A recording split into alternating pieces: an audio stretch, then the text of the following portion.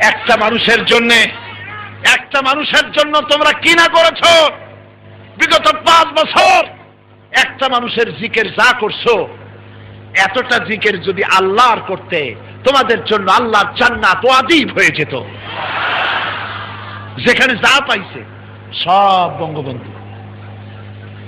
নির্বাচনের আগে উত্তরবঙ্গ থেকে এক বিদেশি যাচ্ছে ঢাকায়, কোনোদিন বাংলাদেশে আসে নাই।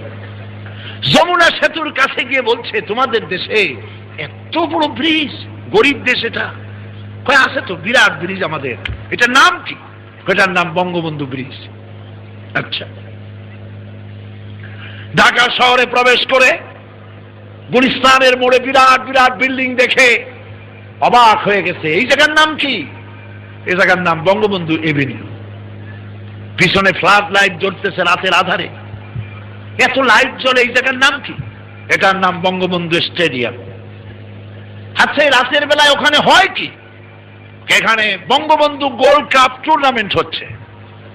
বিদেশি বলল, তাহলে তো দেখতেই হয়, চলো যাই। খেলা দেখতে গেছে, খেলায় হার জিত আছে। যারা হেরেছে পাইকারি দরে ইট মারা আরম্ভ করছে।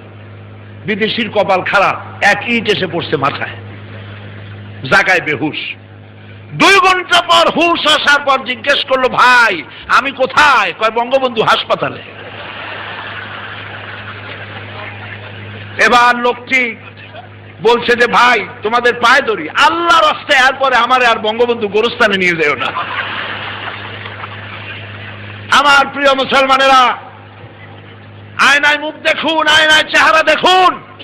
5 বছর একটা মানুষকে প্রতিষ্ঠার কাজ করেছেন, দেশ গড়ার কাজ করেন নাই।